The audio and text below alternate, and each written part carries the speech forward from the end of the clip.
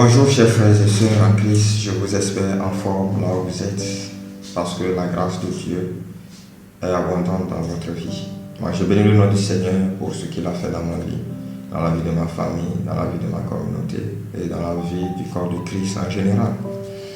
Et aujourd'hui, il y a un sujet vraiment qui me tient à cœur, tellement à cœur que je voudrais que nous discutions tous ensemble. Si vous qui me suivez, vous avez déjà donné votre vie à Christ, alors relais d'informations à d'autres, partagez cette vidéo. Maintenant, si celui qui me suit n'a pas encore reçu ça, n'a pas encore donné sa vie à Christ, c'est le temps pour toi de donner ta vie à Christ. C'est le temps pour toi. C'est pour cela que tu es tombé sur cette vidéo. Ok, le sujet que nous allons voir aujourd'hui est tellement pertinent. Pourquoi? Parce que c'est une arme secrète que le diable utilise de nos jours pour pouvoir décevoir plusieurs personnes, pour tromper plusieurs personnes. Plusieurs personnes sont trompées, séduites par cette arme. Et pour pouvoir répondre à cela, voici la question que je vais simplement poser. Quelle est la différence qu'il y a entre un enfant de Dieu et la créature de Dieu? Quelle différence y a-t-il entre un enfant de Dieu et la créature de Dieu? Parce qu'aujourd'hui, beaucoup de personnes se cachent derrière cette idée que le diable essaie de les inculquer, cette mentalité que non, nous sommes nés de Dieu, c'est Dieu qui nous a créés. Alors comme Dieu nous a créés, alors nous sommes aussi ses enfants. Nous n'avons pas besoin d'aller à l'église pour être enfants de Dieu. Nous n'avons pas besoin de recevoir le Seigneur Jésus-Christ pour être enfants de Dieu. Donc ils se cachent derrière cette idée mensongère que le diable essaie, ou bien le diable met un culte dans leur pensée. Alléluia.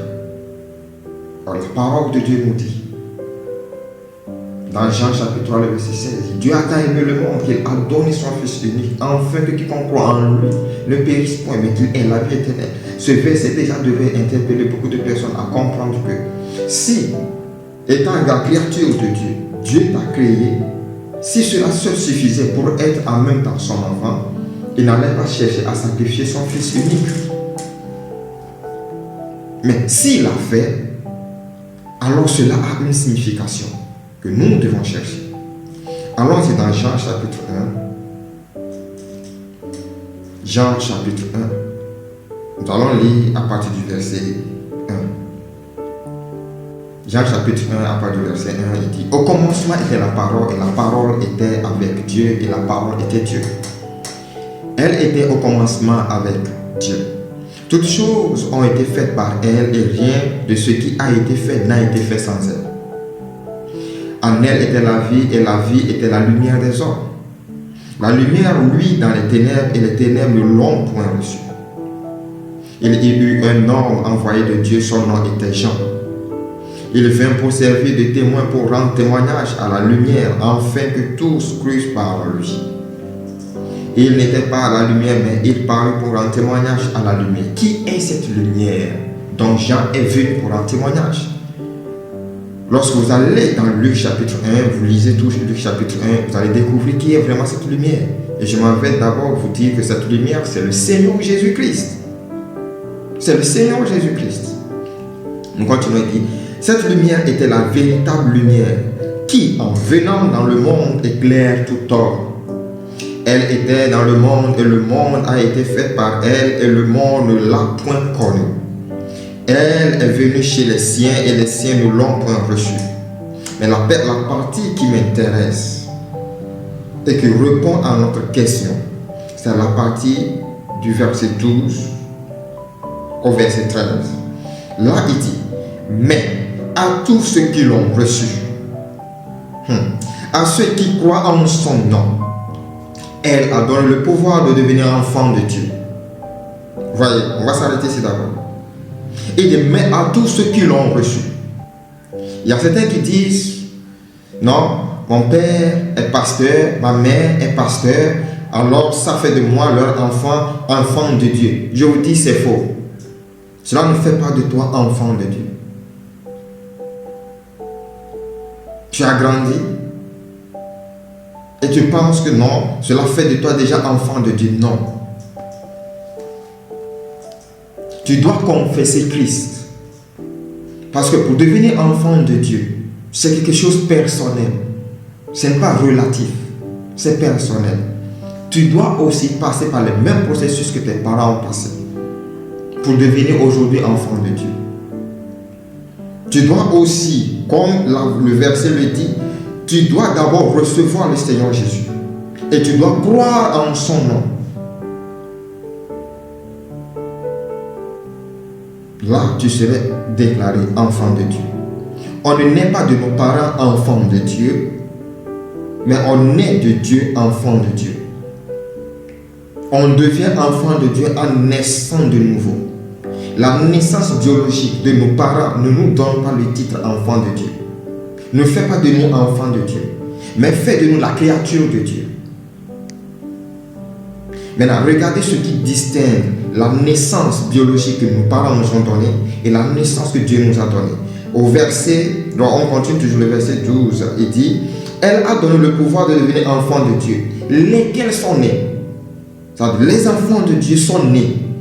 Verset 13 maintenant, non du sang. Nous ne sommes pas nés du sang. C'est pourquoi vous allez voir quelqu'un qui souffre d'une maladie quelconque. Lorsqu'il reçoit le Seigneur Jésus-Christ, cette maladie cesse de vivre dans sa vie. Parce qu'il ne fonctionne plus selon le sang biologique. Il dit, nous ne sommes plus nés du sang, ni de la volonté de la chair, ni de la volonté de l'homme, mais de Dieu. Nous appartenons à une nouvelle famille. Nous ne sommes plus dans la même famille qu'on était. Nous appartenons maintenant à une nouvelle famille. Nous avons une nouvelle identité. Dieu nous reconnaît comme ses enfants.